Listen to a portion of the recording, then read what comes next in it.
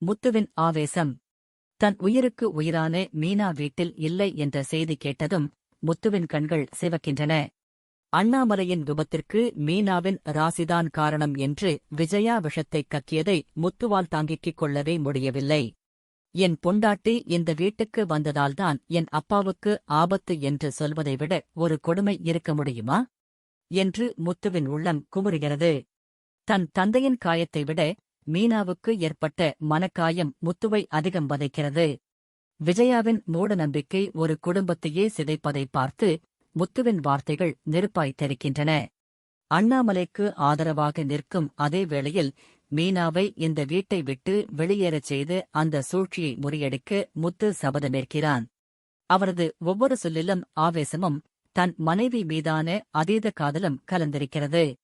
இந்த அநியாயத்தை தட்டிக் கேட்கும் முத்துவின் கோபம் அந்த வீட்டின் சுவர்களை அதிரச் செய்கிறது. அண்ணாமலையின் ஆறாத துயரம். கட்டிலில் காயங்களுடன் படுத்திருக்கும் அண்ணாமலைக்கு தன் உடம்பில் ஏற்பட்ட வலியை விட மீனாவின் பிரிவே பெரும் வேதனையை தருகிறது. மீனா என் மருமகள் அல்ல, என் மகள். அவள் இந்த வீட்டில் இல்லாதது என் நெஞ்சில் ஈட்டியால் குத்துவது போல் இருக்கிறது என்று அண்ணாமலை கண்ணீர் வடிக்கிறார். விஜயாவின் பிடிவாதமும் அவர் மீதான கண்மூடித்தனமான மூட நம்பிக்கையும் ஒரு நல்ல பெண்ணை வீட்டை விட்டு விரட்டியதை அவரால் ஜீரணிக்க முடியவில்லை. இரவு நேரத்தில் தூக்கமில்லாமல் தவிக்கும் அண்ணாமலை மீனாவின் நினைவுகளால் வாடுகிறார். தன் விபத்திற்கு மீனாவை பலிகடா ஆக்கிய விஜயாவின் செயலை எண்ணி அவர் மனம் குமுறுகிறது. ஒரு தந்தை தன் மகளைப் பிரிந்த தவிப்போடு தன் குடும்பம் சிதறுவதைக் கண்டு அண்ணாமலை நிலைகுலைந்து போகிறார். அவரது அமைதியான மௌனம் அந்த வீட்டில் வீசும் புயலுக்கு முன்னால் இருக்கும் ஒரு கனத்த மௌனமாக மாறுகிறது. விஜயாவின் விஷமத்தனமான ஆட்டம். அண்ணாமலையின் விபத்தை தனக்கு சாதகமாக பயன்படுத்திக் கொண்டு மீனாவை வீட்டை விட்டு வெளியேற்றியதில் விஜயாவுக்கு ஒரு ரகசிய சந்தோஷம். பாட்டி மற்றும் பார்வதியுடன் சேர்ந்து கொண்டு மீனாவின் ராசிதான் அண்ணாமலையின் உயிருக்கு ஆபத்து என்று ஒரு பொய்யான பிம்பத்தை உருவாக்குகிறார். மீனா வெளியே போனால்தான் என் தாலி பாக்கியம் நிலைக்கும் என்று அவர் சொல்லும் வசனங்கள் அவரது சுயநலத்தின் உச்சத்தைக் காட்டுகின்றன. மீனா இல்லாத வீட்டில் சமைக்கக்கூட மனமில்லாமல் தன் உடல்நிலையை காரணம் காட்டி மழுப்புகிறார். ரோகிணியை உயர்த்திப் பிடித்து மீனாவை தாழ்த்திப் பேசும் விஜயாவின் ஒவ்வொரு அசைவிலும் வஞ்சகம் நிறைந்திருக்கிறது. ஒரு தாயாக, மாமியாராக தோற்றுப்போன விஜயா தன் பிடிவாதத்தால் ஒரு குடும்பத்தின் நிம்மதியைக் குலைப்பதை ஒரு சாதனையாக கருதுகிறார். அவரது இந்த வன்மம் அந்த வீட்டின் மகிழ்ச்சியை மொத்தமாக உறிஞ்சி எடுக்கிறது. மனோஜின் சுயநலப்போக்கு. வீட்டில் இவ்வளவு பெரிய கலவரம் நடந்து கொண்டிருக்கும் போதும் மனோஜ் தன் வயிற்றுப் பசியைப் பற்றியும் தன் வசதியைப் பற்றியும் மட்டுமே கவலைப்படுகிறான்.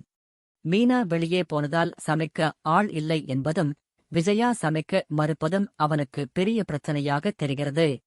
மீனா போனால் போகட்டும், எனக்கு சோறு யார் போடுவார்கள் என்ற அவரது எண்ணம் அவரது கீழ்த்தரமான குணத்தை வெளிப்படுத்துகிறது. அது மட்டுமல்லாமல் ரோகிணியை பிரிந்து வாடும் மனோஜ் விவாகரத்து கூட ஆகாத நிலையில் அடுத்த கல்யாணத்தைப் பற்றி பேசுவது முத்துவை இன்னும் ஆத்திரப்படுத்துகிறது. தன் தந்தை காயப்பட்டு படுத்திருக்கும் போது ஒரு மகனாக அவருக்கு ஆறுதல் சொல்வதை விட தன் தேவைகளுக்காக புலம்புவதிலேயே மனோஜ் குறியாக இருக்கிறான். அவனது இந்த பொறுப்பற்றத்தனம் அந்த குடும்பத்தின் விரிசலை இன்னும் அதிகமாக்குகிறது. சுருதியின் அதிரடி திருப்பம். மூட நம்பிக்கை என்ற பெயரில் மீனாவை வீட்டை விட்டு அனுப்பிய விஜயாவின் செயலை சுருதி கடுமையாகச் சாடுகிறாள். படித்தவர்கள் இருக்கும் வீட்டில் இப்படி ஒரு முட்டாள்தனமா என்று அவள் கேட்கும் கேள்விகள் விஜயாவை நிலைகுலையச் செய்கின்றன. மீனாவைச் சந்திக்க அவள் வீட்டிற்கே செல்லும் சுருதி அங்கு மீனாவிற்கு ஆறுதல் கூறுகிறாள். ஆனால் அதே சமயம் இந்த சதியின் பின்னணியில் ரோகிணி இருக்கலாம் என்ற சந்தேகத்தை மீனாவிடம் விதைக்கிறாள். ரோகிணி தன் இடத்தை தக்கவைத்துக் கொள்ள மீனாவை வெளியேற்ற இப்படி ஒரு நாடகத்தை ஆடியிருக்கலாம் என்று சுருதி கணிப்பது கதையில் ஒரு புதிய பரபரப்பை ஏற்படுத்துகிறது. ரவியுடனான தன் வாழ்க்கையில் நீத்துவின் குறுக்கீட்டை சகித்துக் கொள்ள முடியாத சுருதி விவாகரத்து மிரட்டல் விடுத்து ரவியை தவிக்க விடுகிறாள். சுருதியின் இந்த துணிச்சலான முடிவுகள் அந்த குடும்பத்தின் அதிகார மையத்தையே அசைத்துப் பார்க்கின்றன. மீனாவின் தியாகமும் தவிப்பும். மாமனார் அண்ணாமலையின் நலனுக்காக தன்மீது சுமத்தப்பட்ட அபாண்டமான பழியை சுமந்து கொண்டு வீட்டை விட்டு வெளியேறிய மீனாவின் இதயம் இரத்த கண்ணீர் வடிக்கிறது. மாமாவுக்கு எதுவும் ஆகக்கூடாது, அதற்காக நான் எவ்வளவு தூரம் வேண்டுமானாலும் தள்ளிப் போகிறேன் என்று அவள் எடுக்கும் முடிவு அவளது உயர்ந்த குணத்தை காட்டுகிறது. தன் தாயார் வீட்டில் முடங்கிக் கிடக்கும் மீனா, முத்துவின் நினைவுகளாலும் அண்ணாமலையின் உடல்நிலை குறித்த கவலையாலும் வாடுகிறாள்.